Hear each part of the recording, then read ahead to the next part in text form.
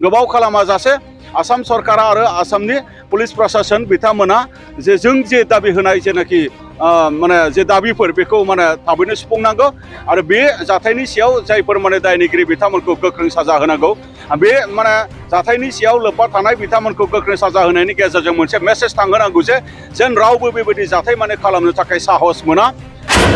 आसाम सरकारनिसिम आरो पुलिस प्रशासननिसिम जोङो दाबि दैखांदों जे बे घटनायाव बा बे जाथायाव लोब्बा थानाय दायनिगिरि बिथांमोनखौ माने जिउ जोबजासिम फासि होनायनि गेजेरजों बिथांमोनखौ साजा होनांगौ।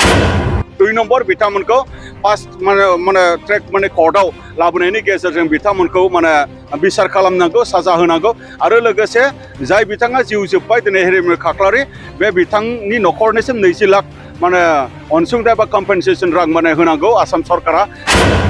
सानै हिन्जावसाया जितु रेप खालामजादों बे सानै हिन्जावसानो आसाम सरकारा जेन 5 लाख रां खरियै बिथांमोननो जेन कम्पेनसेसन होयो।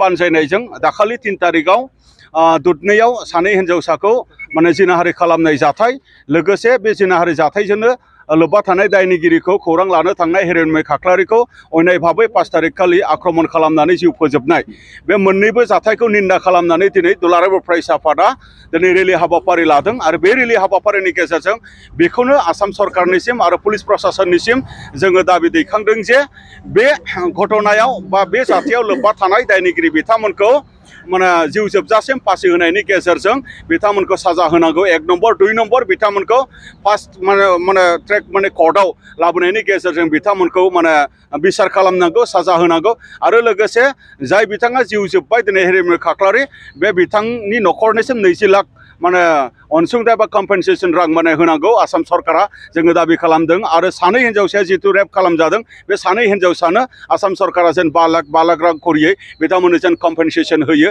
बे मोनथाम दाबिखौ लानानै जोङो दिनैनि बे रेलि हाबाफारिखौ लादों। लोगोसे बेफोरबायदि माने जाथाया जोंनि समाजनि थाखाय नाजावथाव नङा आरो बेफोरबायदि जाथायखौ जोङो माब्लाबाबो दुलाराय बर' फरायसा आफादा नुनानै जोङो ओरैनो सिरि थाबोफेराखै। दा बै जाथायखौ जोङो मुगैनाय दिन्थिनानै आरो बै जाथायखौ जोङो खुद्रिनाय दिन्थिनानै आरो बे जाथायनि सायाव न्याय मोननांगौनि थाखाय आरो आसाम सरकारा बा पुलिस प्रशासना बिनि सायाव गोख्रों मोनसे एक्सन लानांगौनि थाखाय दिनैनि बे हाबाफारिखौ जोङो लानाय जादों आरो 27 अफ दिस मान्थ जोङो आरोबाव जोङो दुधनैयाव मिरु दुलाराय फरायसा आफाद आरो दुधनै गवालपारा जिल्ला एबसु जथायै गुबुन गुबुन जिल्ला एबसुनि माने बाहागो लानायनि गेजेरजों 2 घन्टिया आरो रेलि हाबाफारि जोङो दोनबावदों।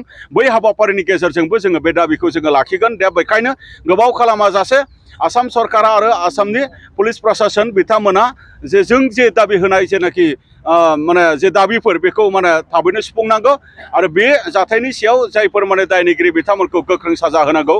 बे माने जाथायनि सायाव लोब्बा थानाय बिथांमोनखौ गोख्रों साजा होनायनि गेजेरजों मोनसे मेसेज थांहोनांगौ जे जेन रावबो बेबायदि जाथाय माने खालामनो थाखाय साहस मोना बेबायदि माने मोनसे बिसार जोङो दिनै लुबैदों। गोजोनदों। सम माब्लाबा बेबायदि जाथाय जायो नाथाय न्याय मोननो थांनो नंगौ बियो माने सम बेबायदि जाथाया माने जादों जायगा जायगा जोंनि आसामाव बा जोंनि भारताव बा जोंनि चिरां जिल्लायावबो जादों।